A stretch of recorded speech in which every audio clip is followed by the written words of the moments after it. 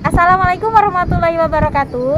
Halo teman-teman semua. Perkenalkan saya Rina Oktaviani. Di sini saya sebagai host dan di sebelah saya adalah narasumber saya yaitu Sinta Agnia. Nah, di sini saya langsung saja akan bertanya, apa materi yang akan Anda jelaskan dalam video ini? Di sini saya akan menjelaskan materi tentang manajemen media cetak. Pengaturan atau dikenal dengan istilah manajemen memegang peranan penting dalam setiap perusahaan atau organisasi pers.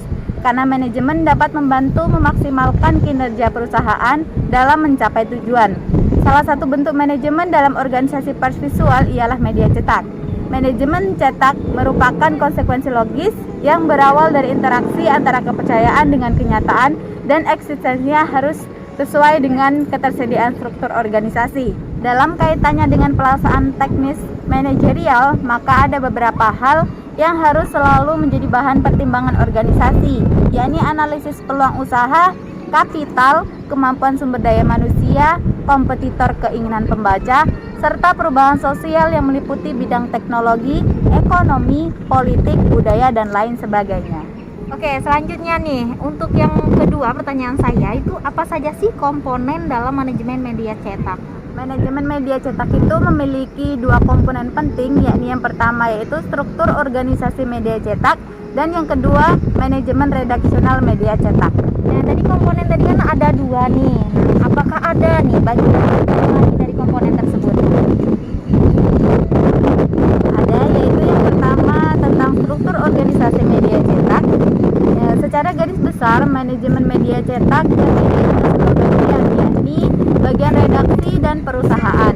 Bagian redaksi merupakan bagian dari manajemen media cetak yang bertugas membawahi seluruh kegiatan yang berkaitan dengan produk berita, dimulai dari proses perencanaan liputan, pencarian berita, pengolahan data, serta perancangan halaman dan layout yang sesuai dengan tujuan.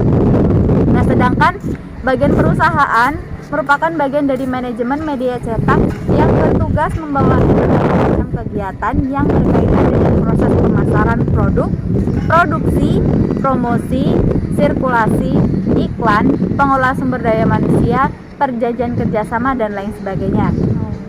Nah, keseluruhan rangkaian aktivitas manajerial tersebut, baik yang berlangsung di bagian redaksi maupun di perusahaan, akan dilaksanakan secara terpisah di bawah pimpinan seorang pemimpin umum yang telah ditunjuk. Nah, yang termasuk ke dalam bagian redaksi yaitu antara lain yang pertama redaktur pelaksana. Nah, redaktur pelaksana itu bertanggung jawab pada keseluruhan kegiatan harian yang menjadi lingkup operasional redaksi.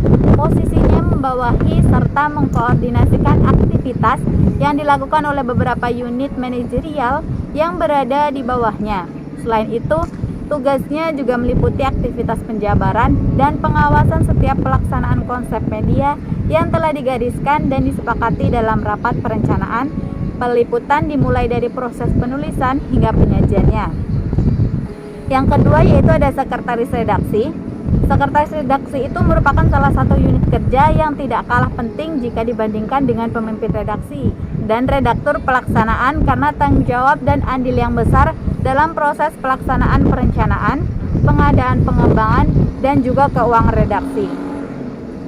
Sekretaris itu juga bertanggung jawab atas pengadaan tenaga dan sarana pendukung yang dibutuhkan dalam kegiatan operasional yang berlangsung di redaksi.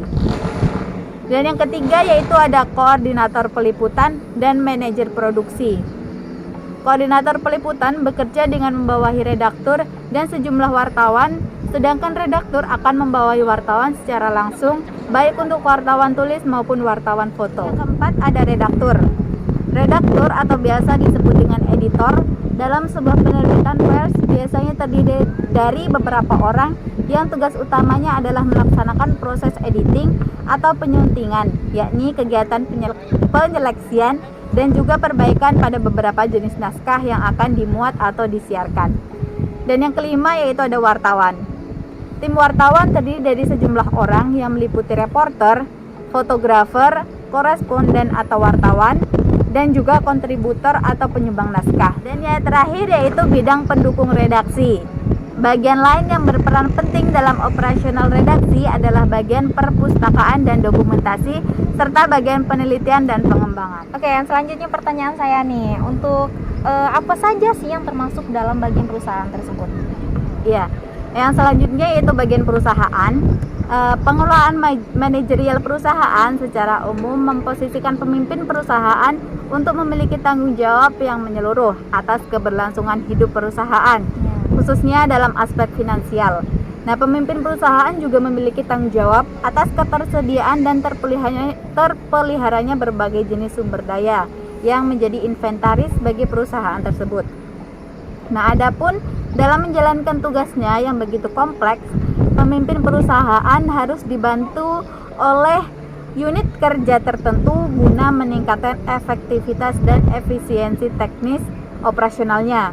Di antaranya yang pertama yaitu manajer umum, yang kedua manajer pengembangan sumber daya manusia, yang ketiga manajer iklan, yang keempat manajer promosi, yang kelima manajer sirkulasi, dan yang keenam sekretaris perusahaan. Oke, selanjutnya yang terakhir nih ya, pertanyaan saya, lalu apakah yang dimaksud dengan manajemen redaksional media cetak dan apakah ada bagian-bagian dari itu gitu? Dan yang terakhir yaitu yang manajemen redaksional media cetak, yaitu merupakan proses dari pengelolaan materi pemberitaan pada media cetak melalui tahap-tahap perencanaan, pengorganisasian, penggerakan, juga pengawasan yang mencakup proses peliputan, penulisan, sampai pada tahap penyuntingan atau editing. Nah, bagian yang pertama yaitu yang pertama perencanaan. Nah, tahap perencanaan ini merupakan kegiatan atau proses untuk menentukan isi dari berita yang akan diterbitkan esok hari, serta membahas berita-berita yang membutuhkan tindak lanjut.